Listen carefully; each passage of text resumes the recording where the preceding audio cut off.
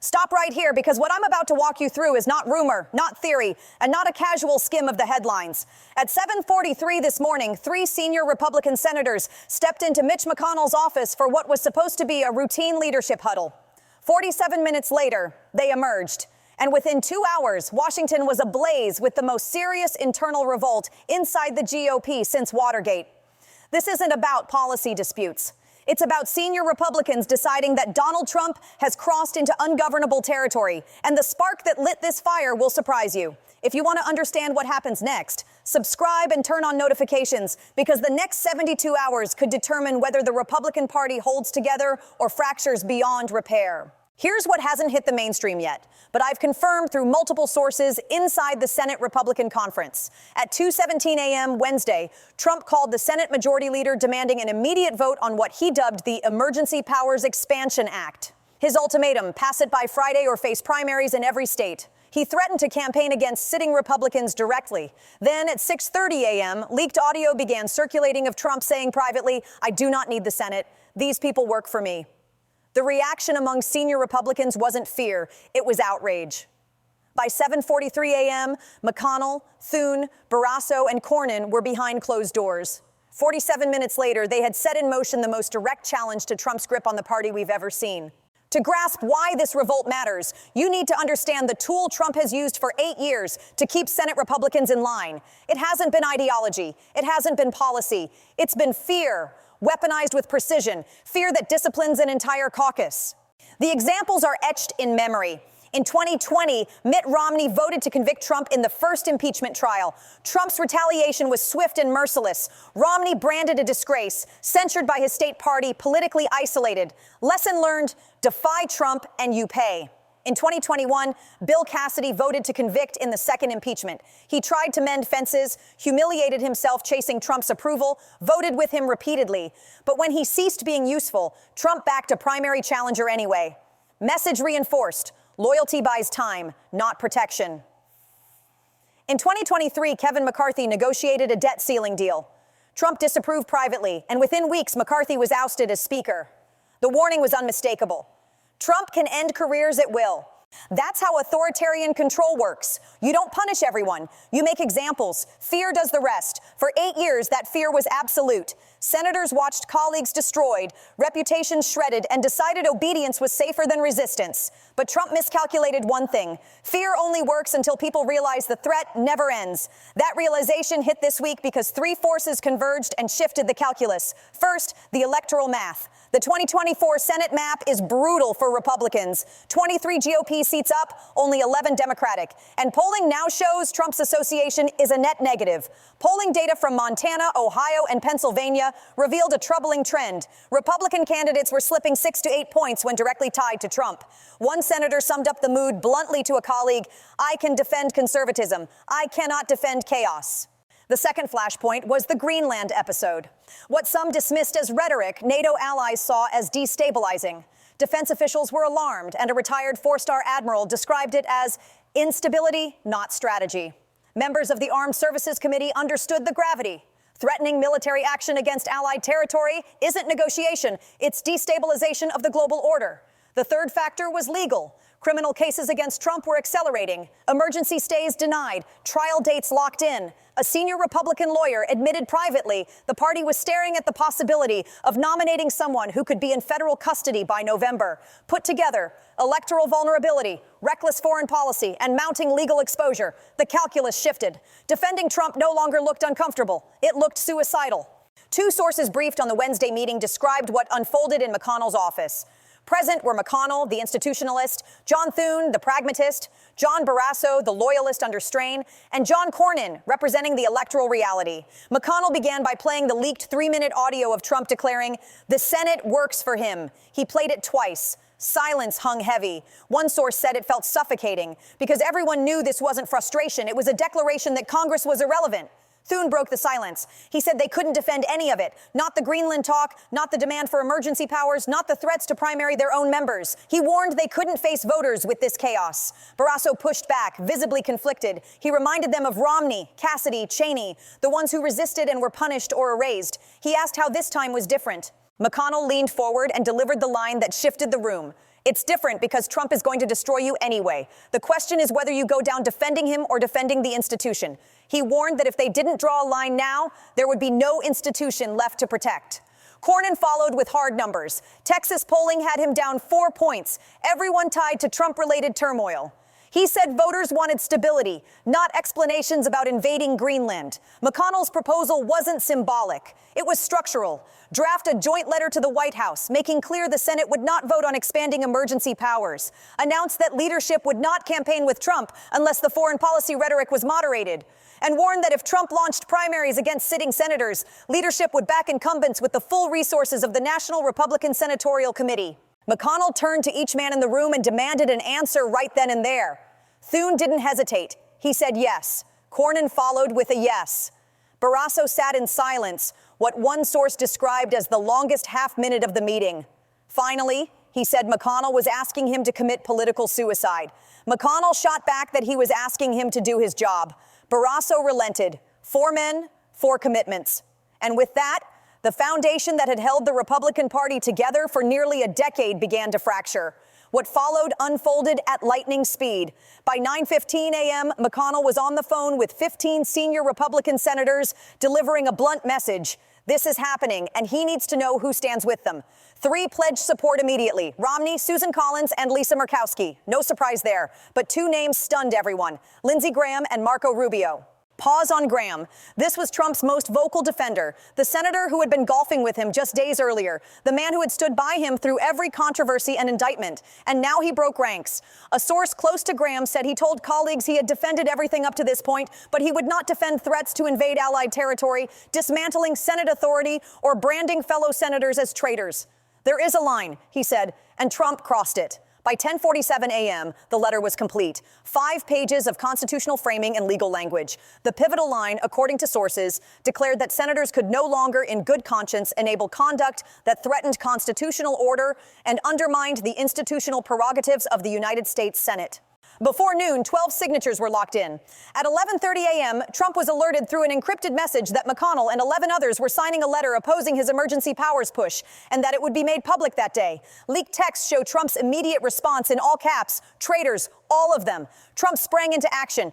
At 12:15 p.m., he called Lindsey Graham. The conversation lasted less than 2 minutes. Trump told him, "You are dead to me." Graham replied, "Then I am dead." And the call ended. Next, Trump phoned Rubio, telling him he had made him and would destroy him. Rubio's response, according to the same source: Trump was destroying himself, and he should do whatever he thought necessary. Trump tried McConnell 3 times. McConnell didn't answer. By 1:40 p.m., the divide was visible. House Republicans issued a statement of full support for Trump. Senate Republicans remained silent. Reporters immediately picked up on the gap. By 2 p.m., major outlets were running stories about Senate leadership refusing to back Trump's emergency powers demand. And by 3 p.m., the letter leaked deliberately. The Washington Post obtained a copy. Within minutes, Politico verified the signatures. By 3:15 p.m., the full text was everywhere, and the political world understood this wasn't a quiet disagreement, it was open revolt. 20 minutes later, another leak underscored just how serious the situation had become. A senior Republican strategist revealed that Senate leadership had already mapped out a 3-stage contingency plan in case Trump retaliated. Stage 1, if Trump lashed out publicly, 5 more senators would issue statements of support, and leadership would hold a press conference affirming respect for the presidency, but loyalty to the Constitution first. Internal odds, 80%. Stage 2, if Trump launched primary challenges, leadership's PAC would commit $50 million to defend incumbents. The NRSC would refuse to fund challengers, and corporate donors would rally behind the message of unity. Probability, 60%. Stage 3, the nuclear option. If escalation continued, the Senate would move forward with a formal resolution limiting executive emergency powers, requiring bipartisan backing and possibly including censure. Probability, 30%. One senator said bluntly, "We've war-gamed every scenario. If Trump wants a fight, we're ready. This time, we're not backing down." Meanwhile, Democrats were holding their own closed-door session. Sources say Chuck Schumer weighed 2 paths. Option 1, exploit the chaos, attack Trump and the GOP, frame it as civil war, and campaign on dysfunction. The upside was obvious, but it risked uniting Republicans against a common enemy. Option 2, enable the revolt quietly, avoid public gloating, and let Republicans own the split. Behind the scenes, Democrats offered discreet support for constitutional measures, signaling they'd co-sponsor limits on emergency powers if Republicans advanced them. Schumer chose option 2. The effect was political judo. By staying silent, Democrats ensured the narrative became Trump versus his own party, a fight he couldn't easily spin. The Republican response to that silence was revealing. Without an external enemy, the internal cracks widened. By 4:30 p.m., Trump's Truth Social feed exploded. 27 posts in 90 minutes, all caps, branding senators as rhinos, demanding primaries, railing against deep state leadership. At 5:15 p.m., the first primary challenge was announced. A MAGA-aligned candidate targeting Lindsey Graham. Graham's response to reporters was 4 words: bring it on. By 6:40 p.m., Fox News primetime fractured. Sean Hannity defended Trump without hesitation. Laura Ingraham voiced concerns about the Greenland rhetoric. Tucker Carlson declared Republicans were finally showing backbone. For the first time in years, conservative media wasn't speaking with one voice.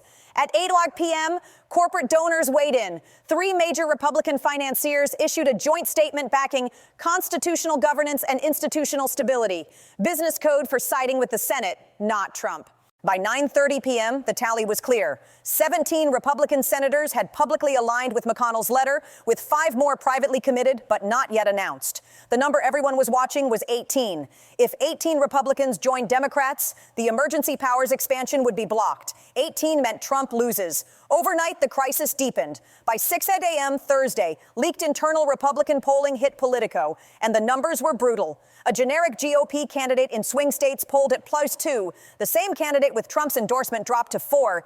That 6-point swing is the difference between holding the Senate and losing it. At 7:30 a.m., 3 Senate offices confirmed another shock.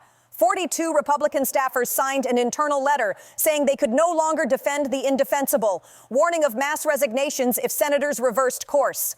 Unprecedented. When staff refused to draft statements or answer phones, the machinery of politics grinds to a halt. By 8:15 a.m., business leaders weighed in. The U.S. Chamber of Commerce issued a statement stressing constitutional stability as essential for growth and investor confidence. Within the hour, the National Association of Manufacturers echoed the warning. Corporate America had just told Senate Republicans which side to choose. At 9 a.m., international pressure arrived. The UK Prime Minister's office condemned rhetoric threatening allied territory. Germany and France followed.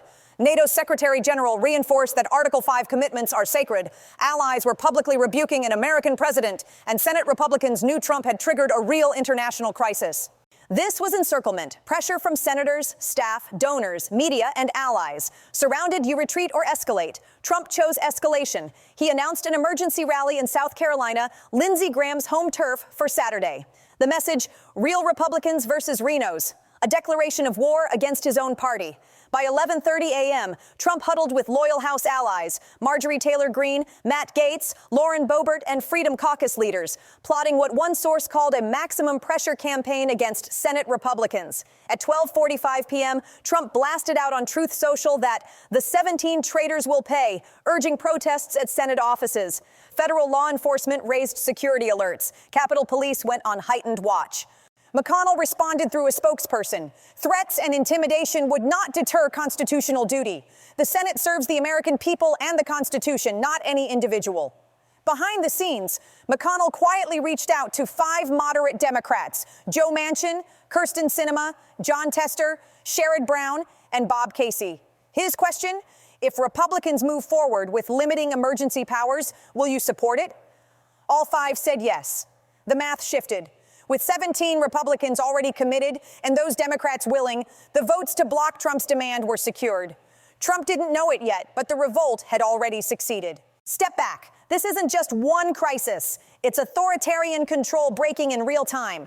First, fear stopped working. For years, Trump's leverage depended on Republicans fearing him more than electoral consequences. That equation flipped. Second, collective action shattered his ability to isolate and punish. When senators move together, sign their names, and share the risk, no one can be singled out. Third, institutions rediscovered their power. The Senate had surrendered authority out of fear. Now it was reclaiming it, proving weakness was a choice, not destiny. So what comes next? 3 scenarios. Trump backs down, moderates rhetoric, drops the demand, declares victory anyway.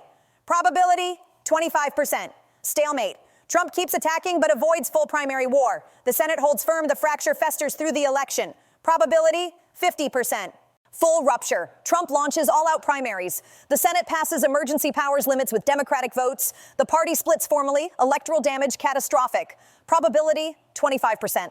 Based on conversations inside Senate offices, the most likely path is Scenario 2 drifting towards Scenario 3. The split won't heal. It will widen until something breaks permanently. Bring it full circle. This revolt isn't about Greenland or tariffs. It's about control of the Republican Party. Trump demanded absolute authority. The Senate said no, and that no change is everything. Loyalty has become liability. But here's the danger. When authoritarians feel cornered, they escalate.